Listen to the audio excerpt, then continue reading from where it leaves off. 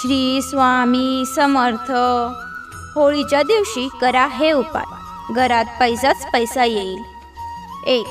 होलिका दहनाच्या दिवशी होलिकेत स्वतःवरून काढलेले उटणे जाळल्याने नकारात्मक ऊर्जा दूर होते। 2. घर, दुकान आणि कामाच्या ठिकाणची दृष्ट काढून होलिकेत जाळणे फायदेशीर ठरतं। 3. भय आणि ऋणातून मुक्त होण्यासाठी नरसिंह स्तोत्राचे पठण करणे लाभदायक आहे। 4. होलिका दहनानंतर जळत्या अग्नीत नारळ टाकल्याने कामातील अडथळे दूर होतात। 5. जर कोणी सतत आजाराने त्रस्त असेल तर होलिका दहनानंतर उरलेली राख रुग्णाच्या झोपण्याच्या जागेवर शिंपडल्यास फायदा होतो। 6. यशासाठी होलिका दहनाच्या ठिकाणी नारळ, विडा आणि सुपारी अर्पण करा। 7.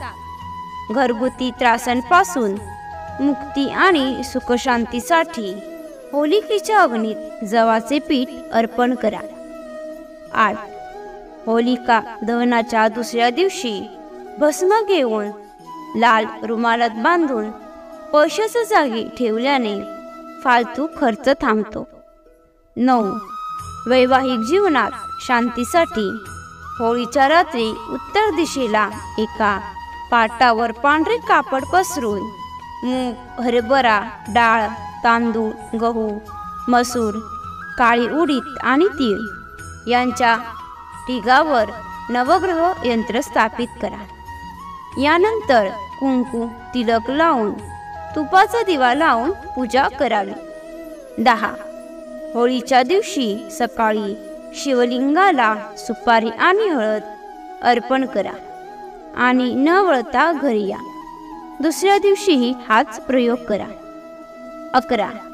वाईट नजरेपासून बचाव करण्यासाठी शेणात जवस, अरसी व कुश मिसळून लहान उपवाला बनवून घराच्या मुख्य दरवाजावर टांगावा। 12. होळीच्या रात्री ओम नमो धनदाय स्वाहा या मंत्राचा जप केल्याने संपत्ती वाढते। 13. होलिका दहनाच्या रात्री 21 गोमती चक्र घेऊन शिवलिंगावर अर्पण केल्यास व्यवसायात लाभ होतो। 14.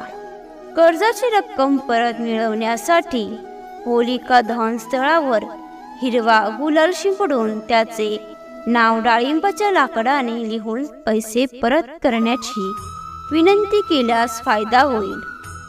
15. होळीच्या रात्री 12 वाजता पिंपळाच्या झाडाखाली तुपाचा दिवा लावून 7 प्रदक्षिणा केल्याने सर्व अडथळे दूर होतात। 16. होळी पेटवताना गोमती चक्र, कवड्या आणि बत्ताशे स्वतःवरून ओवाळून फेकल्याने जीवनातील प्रत्येक अडथळे नाहीसे होतात। तुम्हाला ही माहिती आवडली असेल तर लाईक आणि शेअर करा। तसेच अशीच माहिती नेहमी ऐकण्यासाठी चॅनलला सबस्क्राईब नक्की करा। श्री सद्गुरू स्वामी समर्थ। धन्यवाद।